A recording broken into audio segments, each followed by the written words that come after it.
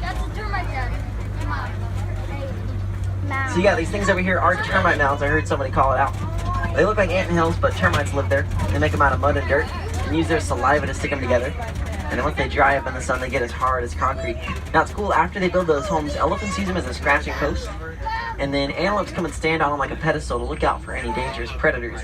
Now these gray creatures out here, anybody know what they are? Wildebeest. Wildebeest, yeah, they're the white-bearded wildebeest technically. And wildebeest is an Afrikaans word that means wild beast, so it's pretty straightforward. But a shorter name for them, if you want to use it, it's Gnu. It's spelled G-N-U, and it kind of mimics the sound that they make. Almost like a cow. There you go.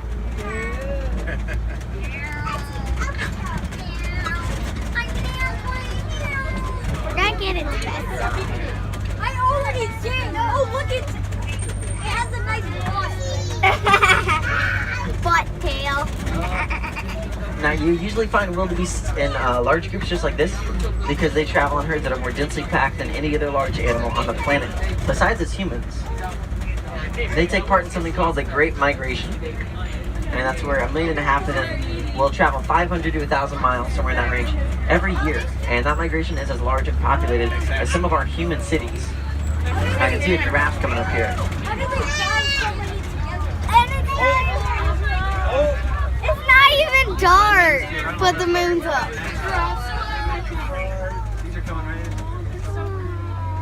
They're so cute. Now, giraffes are not too difficult to spot because they're very tall.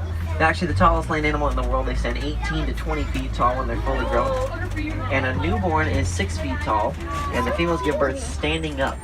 So if you think about it, the first thing they experience is a 6-foot fall. So happy birthday. They are. They're trying to fight. They're fighting.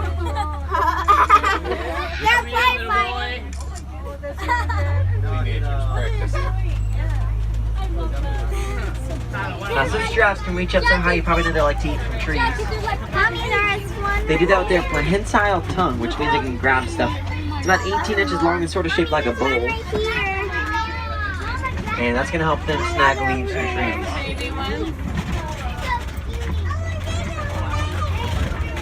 One's walking across the road in front of us. Uh-oh, traffic jam.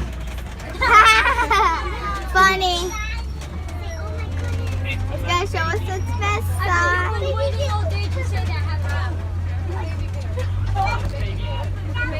Now, like I said with those termite mounds, how everything in the wild works together.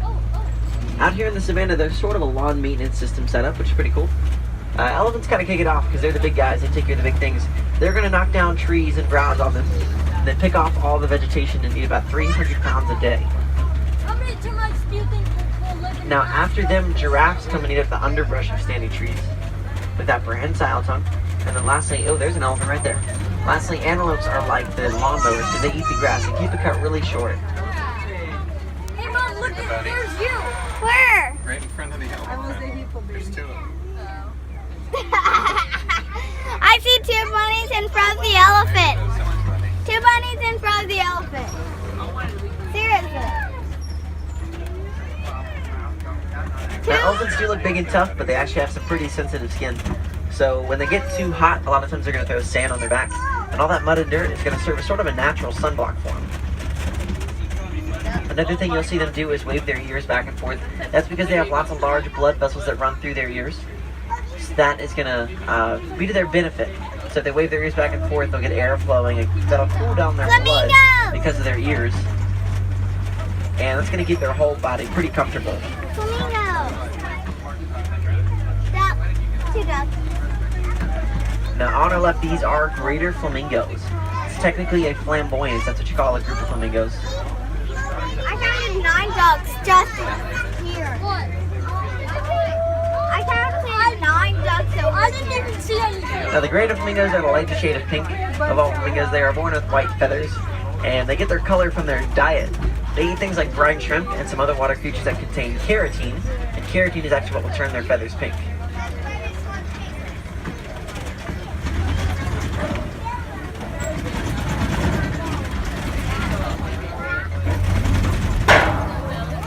There's another elephant. I took no pictures.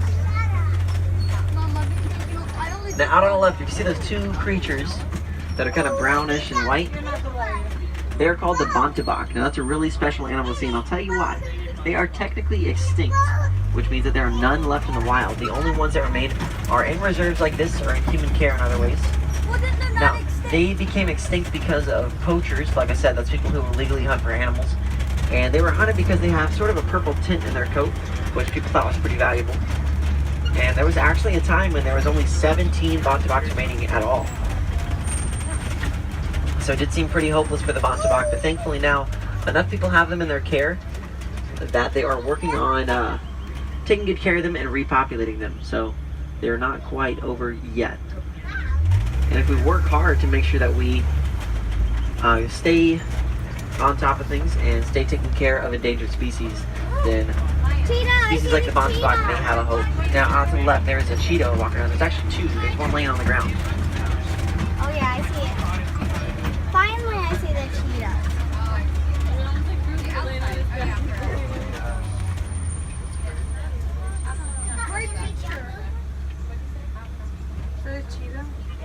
Yes, it's a cheetah. It's a lion. No, it's a cheetah. I was being Now the cheetah is the sarcastic. fastest land animal in the world. They can go from 0 to 60 miles an hour in just 3 seconds. 0 to 60. There's a But their lion. endurance is not that good. They will start to slow down after a couple hundred yards. I know. So they typically hunt in the daytime to use their speed to their advantage, whereas most cats hunt at night to use more of their stealth ability. Now there's a lion up on top of that copie. Looks like that male lion is snoozing.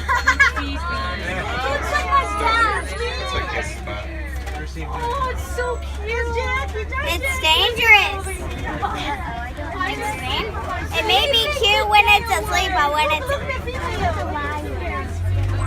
I've seen them up and awake at night. Seriously. Yeah. Now lions sleep a lot, about 16 to 20 hours every day. And they're nocturnal hunters, so they come alive a bit more at night because that's when they go out and catch their food. Now the female lions are the ones that do all that hunting. They like to team up together to catch their prey, since their prey is usually faster than they are, so they'll be more successful if they hunt in a group. And the male lion usually stays back to watch after they're young. And of course, the Swahili word for lion is Simba. So that might ring a bell. The girl lions are better than the boy lions. No, they're not. Girls are always better. They just do more work. Yeah, Why do you think the males are staying back? Because they're stronger. They gotta take care of the kids. Yeah, because there's other male well, lions. actually, they Now in snooze. front of us is a They white rhino. snooze. Actually, I know more. Coming up to our right hand side. Sam, look. Thing is huge. Can you do Now the white rhino can weigh up to 6,000 pounds, and they're actually the same color as the black rhino.